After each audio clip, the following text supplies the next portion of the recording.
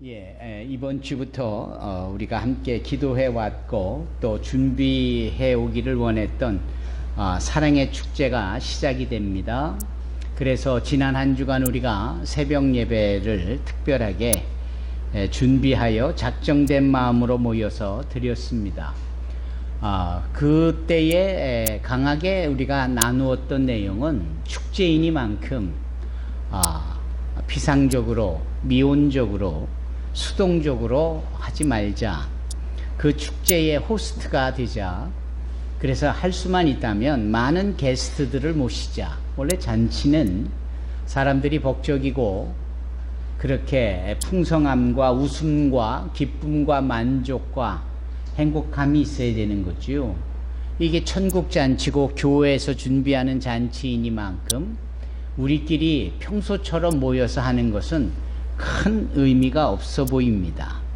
오히려 이 잔치를 알리고 평소에 마음에 두었던 지인들을 초대하여서 이때에 교회가 어떤 곳이냐, 교회에 모여진 성도들은 도대체 뭐를 하고 있는 거냐 라는 것을 보여줄 수 있어야 합니다. 나름 보고 듣는 그들만의 길이 있어서 교회를 이해하고 성도들, 크리스찬들을 이해하고 알고 있다고 하지만 뭐 그렇게 제대로 된 내용과 방향까지야 알겠습니까? 이런 점에 있어서 우리를 나타내고 또 그들로 하여금 제대로 기독교와 교회와 성도들에 대해서 볼 수 있고 함께 참여하여 경험할 수 있게 하는 것은 필요한 겁니다. 이런 점에 있어서 아예 키워드를 우리가 호스트가 되자. 호스트라는 것은 말 그대로 주인이 되자라는 것이고, 주인으로서 손님을 모셔오고 그들을 접대하고 섬기고 환대하고, 그래서 정말 그들이 페스티벌, 카니발, 정말 그들이 멋진 파티의 초대가 되어져서 그 잔치를 즐길 수 있고 볼 수 있도록 해야 합니다. 막상 해보면 안 되지요. 하려는 우리가 적극적이지 않음으로 안 되는 경우가 대부분입니다. 두 번째는 이게 소위 오락을 구사하는 그러한 세속적인 놀이에 그들을 모신다면 아마 열심히들 관심을 갖고 나올 거예요. 그런데 그런 건 아니잖아요. 이 사랑의 축제가 놓치고 있었던 심령들의 그 진리와 영원한 생명에 대한 가치를 보여주고 그것을 어떻게 알고 어떻게 참여케 하고 어떻게 자기 것을 만드느냐라는 이 부분에 대하여서 우리가 제공하는 건데, 사람들이 그런 거에 관심이 없는 게 요즘 사람들의 특징이잖아요. 그래서 그들이 별의별 변명을 많이 하면서 안 나오려고 들 겁니다. 예수님께서 그런 말씀을 하셨어요. 어떤 마을에 잔치를 준비하여 사람을 초대했는데, 잔치의 날이 다가오고 잔치 시간이 가까웠는데 안 오는 거예요. 왜 안 오는지를 알아봤더니 온갖 변명이 많이 답지하는 겁니다. 그 변명이 뭐였어요? 글쎄 내가 소를 샀는데 이 소가 제대로 산 건지, 정말 심게나 써서 내 밭일을 도와줄 수 있는지 이거 좀 시범해 봐야 하니까 부득이 그 잔치에 못 가겠다고. 우리가 드는 자연스러운 생각은, 아니 그러면 소를 살펴보지도 않고 샀다라는 말인가? 결국은 이 잔치에 나오지 않으려고 정말 옹색한 변명만 하는 것이구나 라는 사실쯤을 우리가 알잖아요. 그런 거예요. 사람들은 그런 변명에 능해요. 그 한 사람만 초대한 것이 아니고 또 다른 사람을 초대했는데 글쎄 이 사람은 한술 더 떠서 내가 밭을 샀는데 그걸 제대로 샀는지, 이게 근저당 설정이 되어 있는 것은 아닌지, 가서 토지대장도 좀 떠봐야 되고 뭐 그래야 된다라는 거예요. 그러면 세상에 누가 큰 돈을 들여서 땅을 사는데 그 땅이 어디에 붙어 있는지, 소위 어떠한 융자를 받으려고 근저당 설정을 해놓은 것은 없는지, 제 가격에 제대로 산 건지도 모르고 그냥 덥석 사고 이후에 그것을 제대로 샀는지 살펴보려고 하는 사람이 있을까요? 결국은 그런 것조차도 여전히 변명에 불과하다는 것쯤은 우리가 아는데, 사람들이 이런 변명을 해대면서 이리 빠지고 저리 빠지고 그럴 거예요.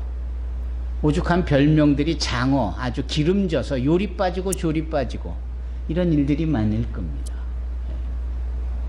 심지어 어떤 사람은 제가 장가 들어서 이 가정을 이제 막 꾸리기 시작을 해서 부득이하게 못 가게 됐다고.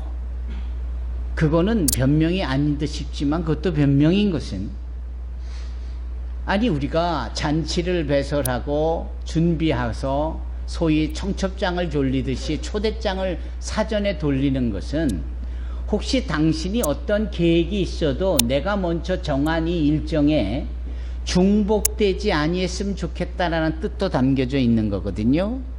그런데 제가 그렇게 정해놓은 잔치에 이것을 일정을 다 알리고 초청을 했건만 그때 딱 맞게 내가 장가 들고 우리의 결혼식이 있었다? 그거는 본인에게는 중요한 일일 수 있어도 객관적으로 보면 어떤 사람에게 알려진 바 잔치가 벌어지는데 자기 잔치를 은근슬쩍 거기에 적용함으로 그 남이 준비하는 잔치를 무색하게 만드는 거죠. 참 이런저런 일들이 많이 생기는 거예요. 이런 논리를 주님께서 말씀을 하시면서, 그래서 잔치를 준비한 분이 많이 섭섭해하고 당황해하면서 결국은 다른 플랜 B를 내놓는데, 그 플랜 B가 뭡니까? 그러면 초대받지 않은 사람들조차 나가서 찾아내서 데리고 와놔라, 이랬다라는 거죠. 그러니까 그 잔치에는 초대받지 않은 사람들이 오게 된 거고. 그렇죠. 우리는 이 내용을 보면서 이번 7월에 준비하는 이 사랑의 축제에 대하여서 무엇보다도 우리가 제대로 알리고 제대로 초청하고, 그래서 이렇게 이런저런 변명으로 미꾸라지처럼 빠져나갈 궁리를 해가면서 애써 거절할 것을 우리가 사전에 알고 끊임없이 계속 관심을 갖고 그들을 초대할 수 있어야 하고, 또 초대받아 나온 사람들을 위하여 우리는 지극정성으로 보여주고 섬겨낼 수 있어야 합니다. 그런 점에서 호스트가 되자라는 거예요.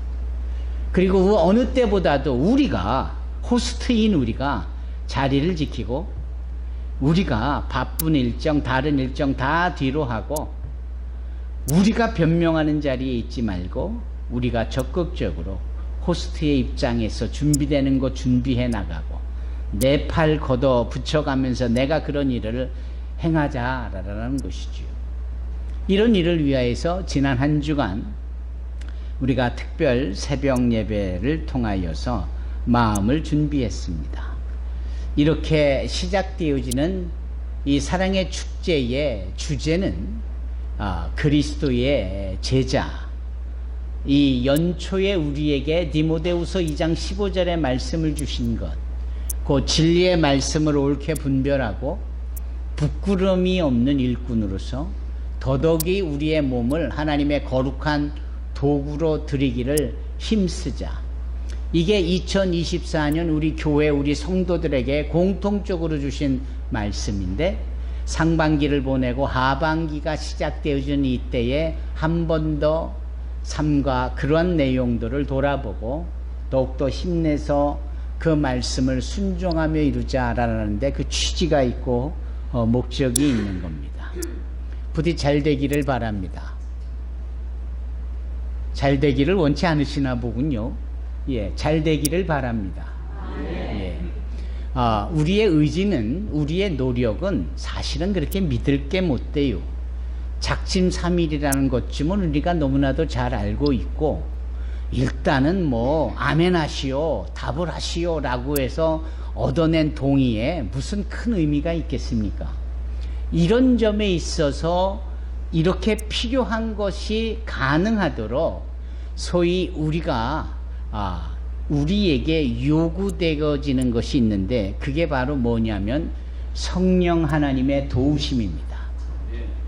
성령 하나님의 도우심이 있을 때 비로소 우리가 억지로라도 아멘을 했고, 또 정말 필요해서 동의를 했지만 나에게는 별로 그렇게 할 만한 심적인 여유나 그런 여유나 또는 이런 시간적인 그러한 부분에 자유로움이 없는 마당에 그런 것들이 동의가 되어진 것이 가능해지려면 성령 하나님의 도우심이 필요하다라는 거예요. 이것은 무엇을 의미하느냐면, 우리가 예수를 믿는다라고 했을 때의 그 믿음이 내가 믿었다라고 생각하면 오산입니다.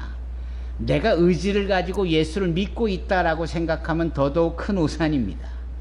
우리가 예수를 믿고 예수가 믿어지는 것은 철저하게 성령 하나님의 도우심과 우리의 믿음을 믿음으로써 가능하게 하는 그분의 격려가 있기 때문에 지금 이 믿음이 유지가 되는 거예요. 절대 우리의 의지나 노력이나 우리의 헌신이나 공로로 되어지는 게 아닌 거예요. 많은 분들이 그런 부분에 있어서의 착각과 오해가 있습니다.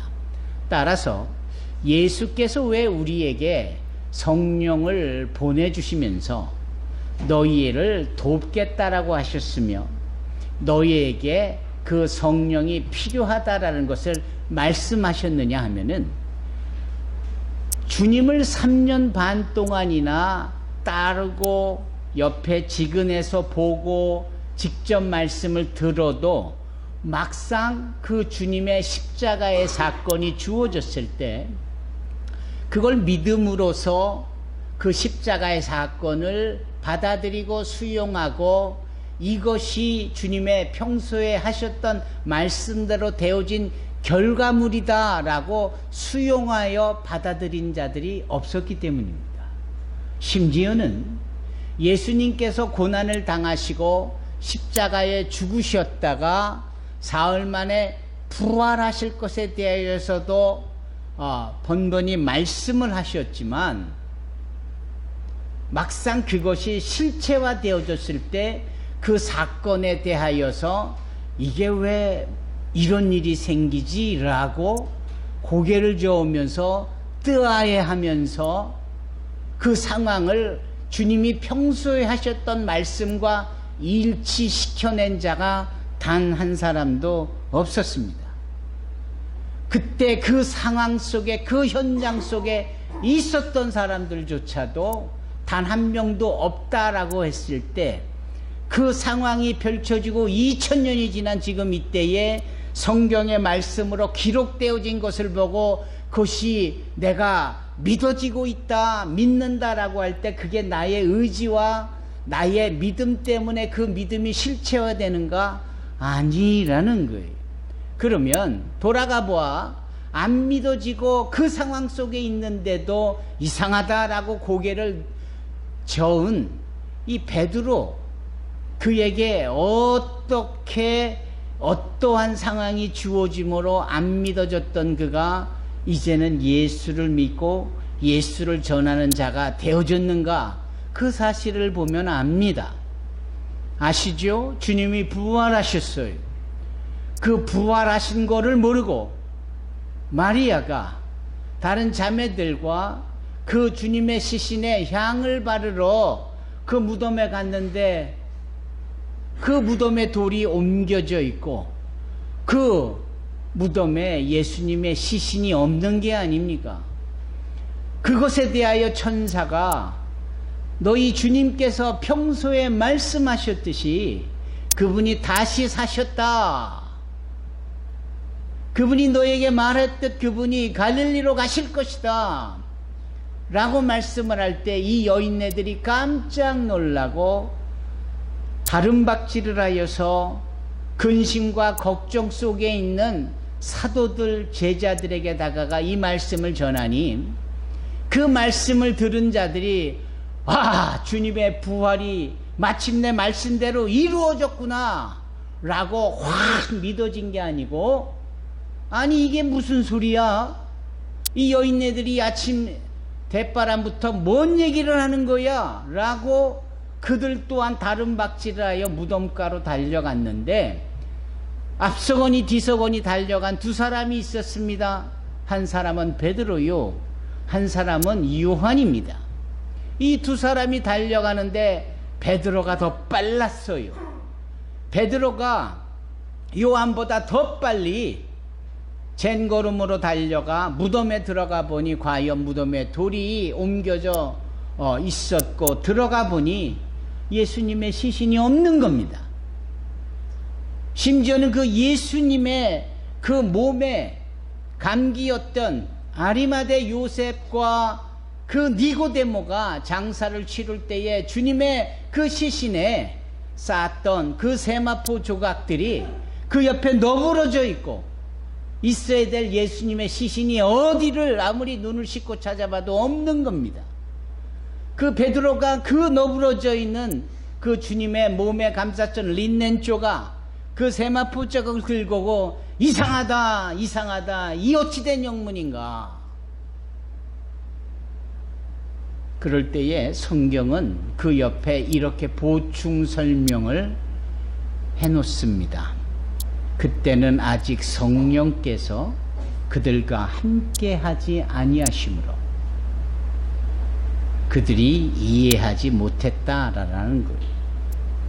그러니까 주님을 3년 반 동안 제자로 부름을 받고 옆에서 직은으로 한결같이 변화산상에도 올라가고 겟세마네 동산에도 따라가고, 주님이 계시는 곳에는 항상 그 옆에 가장 가까운 곳에 있었던 베드로조차도 실제적으로 믿음이 믿음으로서 자리 잡기까지는 그 3년 반 동안의 공생의 사역은 별로 효험이 되지 아니했다라고 볼 수 있는 거예요. 그의 믿음의 고백, 주는 그리스도시요 살아계신 하나님의 아들이라고까지도 외쳤지만, 그 외침의 말을 그가 했지만, 그 말을 통하여 칭찬을 받았지만, 그 칭찬 직후에 오히려 주님께 그렇게 구중을 들을 만큼 그 칭찬이 칭찬으로서 유지되어지지 못했던, 다시 말하면 그 주님 앞에 베드로가 보여준 믿음은 믿음 같지 않은, 오죽하면 그 무리를 걷겠다라고 주님을 바라보면서 그 무리를 걸었던 베드로가 점점 빠져가며 혼비백신하여 주님 앞에 좀 나를 구해달라고 했을 때, 믿음이 적은 자여 왜 이리 의심하느냐라고 그를 이끌어 세워주셨던 그 사건만 보더라도 베드로는 과연 그 믿음이 믿음이 아니었던 겁니다. 그러면 저는 이렇게 말씀을 드릴 수 있을 겁니다.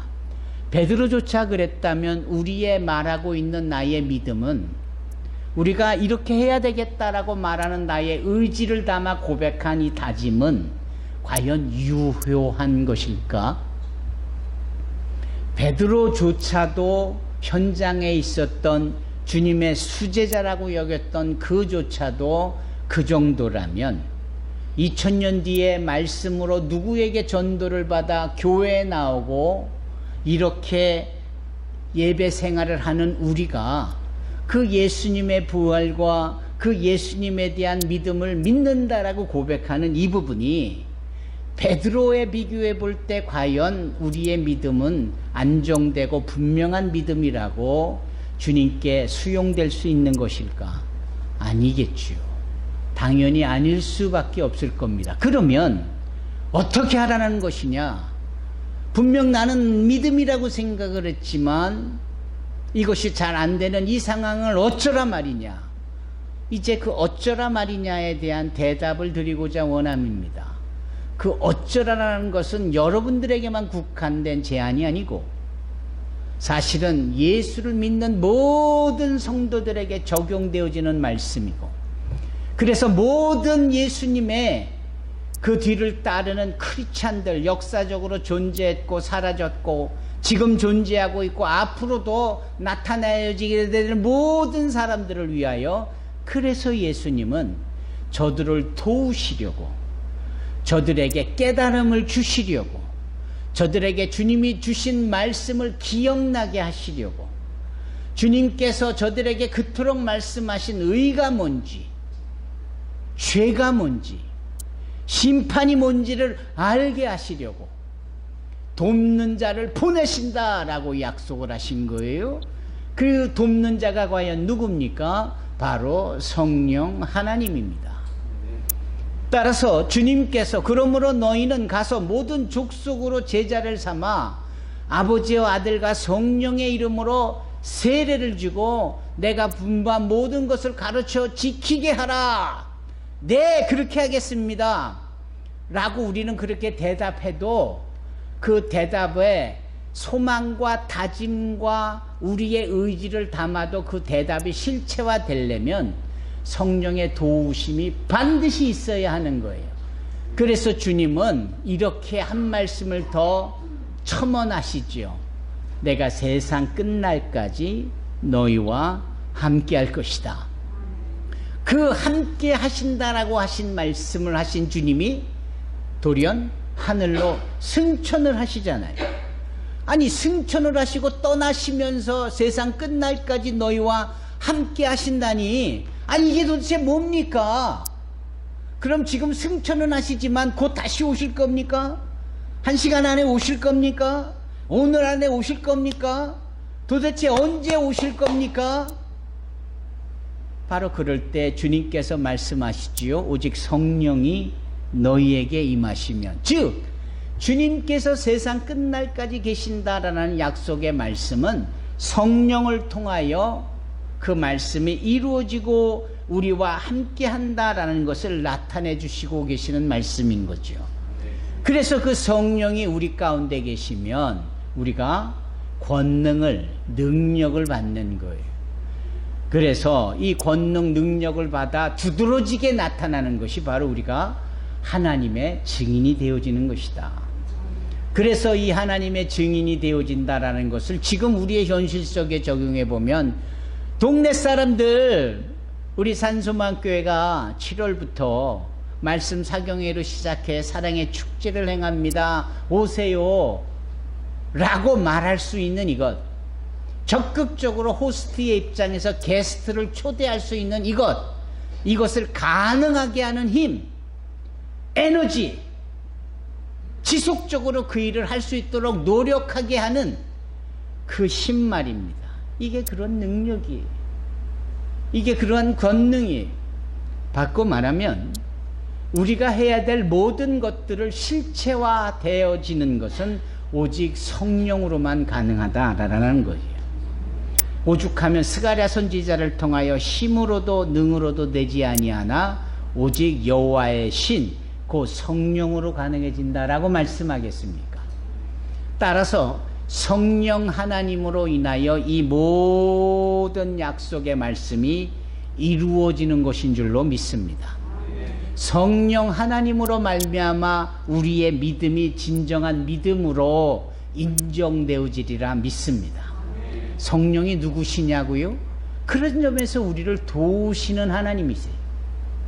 하나님이 모든 것을 계획하시는 그 하늘 보좌에서 메인 컨덕터로 계시는 하나님이시라면, 그 말씀하신 것이 우리의 사람의 형상으로 실제로 우리에게 찾아와 주셔서 그 말씀이 펼쳐짐으로 볼 수 없는, 보이지 아니하는 그 하나님을 우리의 사람의 눈으로 볼 수 있도록 사람의 모습으로 오신 하나님이 바로 예수님이신 거예요. 그리고 그 예수님의 약속의 말씀이 실체적으로 세상 끝날까지 계속적으로 우리에게 도움이 되고 실체화되고 행하고자 원하는 것들을 가능하게 하는 그 힘, 능력이 바로 성령 하나님이신 거예요. 따라서 안 되는 일을 갖고 왜 나는 이렇게 안 되나요? 나의 의지는 왜 이 모양인가요? 그 연약한 부분에 자기 비하에 빠져서 나는 어쩔 수 없는 인간이다라고 스스로 자기 포기와 자기 비하에 익숙해진 우리라면 우리가 구해야 될 것은 딱 하나입니다. 성령이여 오셔서 나의 삶을 변화시켜 주시옵소서. 아멘. 성령께서 이 고착되어지고 구습으로 변하지 아니하는 그 옛사람의 모습으로 있는 우리에게 오셔서 나로 의와 진리의 거룩함으로 새 사람을 입도록 성령이여 나를 변화시켜 주시옵소서. 성령으로 요청하고 성령으로 기도하고 성령에 의지하여 하나님께 부탁을 드릴 수 있어야 합니다. 담배가 안 끊어지지요? 성령으로 끊어지도록 요청을 해보세요. 그 세상의 쾌락에 쫓는 것이 잘 안 되지요. 성령께 도움을 요청해 보세요.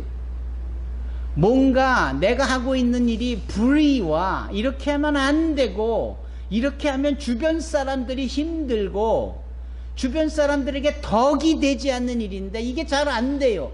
안 된다고 혼자 끙끙댈 게 아니라 성령이여 이 안 되는 부분으로 저도 괴로우니 제발 저로 하여금 이와 같은 것들로부터 단절되고 끊쳐내버리고 뜯어내버릴 수 있도록 나를 도와주십시오.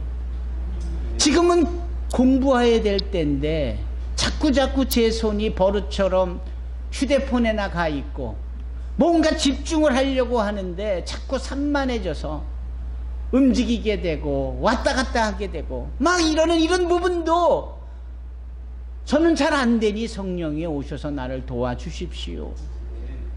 이런 실체적인 요청과 도움을 주님 앞에 아뢰 수 있어야 합니다. 베드로가요 정말 주님이 오라시니까 덥석 주님을 따랐지만 베드로가요 결정적인 순간마다 주님을 실망시킨 제자 중에 한 사람입니다. 결정적인 순간에 딴소리하고 있고 엉뚱한 말을 해대고 기껏 변화산상에서 모세와 엘리야와 더불어 예수님을 보고 하나님의 음성을 듣는 자리에 있었어도 그가 거기서 깜빡깜빡 졸다가 엉뚱한 소리하고 주님은 세상 속으로 나가 영혼구령을 시작하려는 할 쯤에 주님 그러지 말자고 여기가 좋으니 여기에 운막을 져드릴 테니 여기서 그냥 편히 계시라고 이 말도 안 되는 엉뚱한 소리나 하고 있었다라는 거죠. 그러니 이 베드로가 주님이 부활하신 현장에 누구보다도 빨리 달려가 들어도 이게 뭐지? 예수님의 시신이 어디 간 거지? 아니 세마포 조각이 여기 있고 도대체 어떻게 된 일이지? 그리고 고개를 설레설레 흔들고 그가 간 곳이 자기가 예전에 고기를 잡던 갈릴리 호수 옛사람으로 돌아간 거예요. 그 부분에 대해서 아직 성령이 저들과 함께 계시지 아니했다 라고 성경은 말하고 있는 걸 보면 천하의 누구도 성령께서 도와주시지 않으면 예수를 제대로 믿는 주님의 말씀을 제대로 삶에 적용하는 것조차도 어려운 것이고 불가능한 겁니다. 반면에 아무리 연약하고 반면에 아무리 별 볼 일 없고 반면에 어느 것도 내세울 것이 없어도 성령께서 함께 계시고 성령께서 도와주시기만 하면 그 하나님의 말씀이 또 이 세상에서 덕을 끼치며 이 세상에 선한 영향을 끼칠 그와 같은 힘과 지혜와 능력이 얼마든지 샘솟듯 우리의 삶에서 나타나게 되는 줄로 믿습니다. 힘들고 지치고 피곤하고 어려우니 그럴 때 더더욱 성령을 구하고 성령께서 세임 부어주시기를 간구할 수 있어야 합니다. 피곤해 지칠 때 두낙 깎고 딱 잠을 청해 자는 것 좋은 일일 것 같아도 육신의 문제로 육신의 해결책으로 육신의 문제를 해결할 수는 없습니다. 그러나 영의 해결책으로 육신의 문제점은 얼마든지 해결이 가능한 거예요. 이거 안 해보면은 아무리 이론만 가지고도 이해가 안 돼요. 바꿔 말하면 육적으로 노력을 했는데도 안 된 것들은 영적인 성령께 맡겨보시고 그분께 의뢰해 보세요. 마침내 이 제자들이 모여서 저녁 기도에 힘쓸 때에 오순절이 되어지는 그때에 성령께서 임하십니다. 여기 주보에 나와 있는 그림은 그냥 우리의 상상력을 가지고 그려낸 그림에 불과해요. 마치 불의 혀 갈라짐 같이 성령이 임했다라는 것을 보여주기 위함인 것 같아요. 여하튼 그 마가의 다락방에 120명의 문도 사도와 제자들이 모여서 저녁 기도에 힘쓸 때 성령이 너에게 임하실 것이다 라고 하셨던 그 약속의 말씀대로 성령이 임하시는 거예요. 그 성령이 임하는 자리에 누가 있었느냐? 당연 베드로가 있었던 거예요. 늘 미생처럼 부족한 것 투성이였고, 그랬던 그가 성령의 충만함을 받자 180도 달라지죠. 그가 직가라는 큰 거리에 나가 대로에서 비로소 주님의 부활을 외치는 겁니다. 크리스토스 아네스테 알레토스 아네스테. 예수께서 부활하셨다. 정령 부활하셨다. 그 맨 앞에 선봉의 선자가 누구였느냐? 베드로였다라는 거예요. 예수님의 부활의 장소에서도 믿지 못했던 그였는데 성령을 받으니까 그게 믿어지는 것으로 끝나지 않고 호스트가 돼서 외쳐지러 사람들에게 선포를 하는 겁니다. 대단하죠? 이 베드로가 그렇게. 그래서 거기서 그치지 않은 베드로가 자기 후발주자였던 사도 요한과 함께 성령이 충만하여 행한 일이 뭡니까? 시간을 정해놓고 구시기도에 성전에 올라가 기도하러 가다가 나면서부터 안진뱅이 된 자를 이렇게 세우는 기적을 베풀잖아요. 성령의 역사가 있으니까 못하는 게 없는 거예요.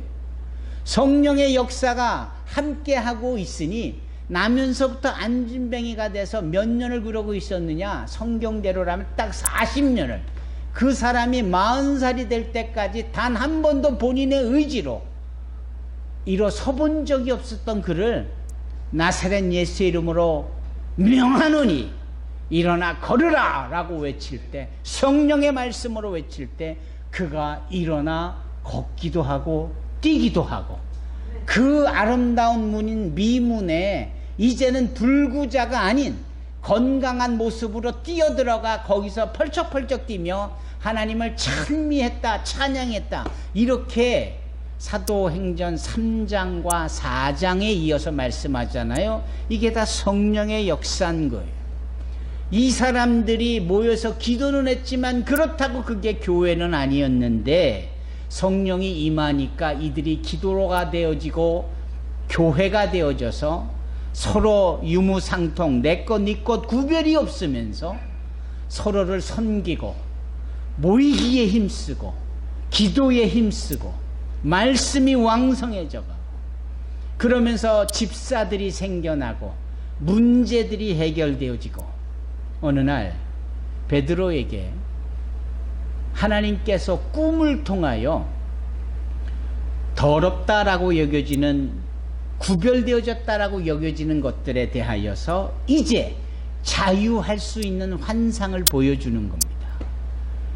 더러운 것, 또 거룩하지 못한 것들, 레위기에 신명기에 나타나 있는 비늘이 없는 생선이라든지 돼지처럼 반추하지 않고 먹어대는 또 쪽발과 같은 이런 것들에 대하여서 언급하고 있는, 이렇게 성결하거나 또 성결하지 못한 것들에 대한 구별이 있었던 부분이 있었는데, 꿈을 통하여 하나님은 베드로에게 그 더럽다라고 여겨졌고 불결하다라고 여겨진 것들을 하나님께서 이제는 깨끗하다라고 그 여겨주신,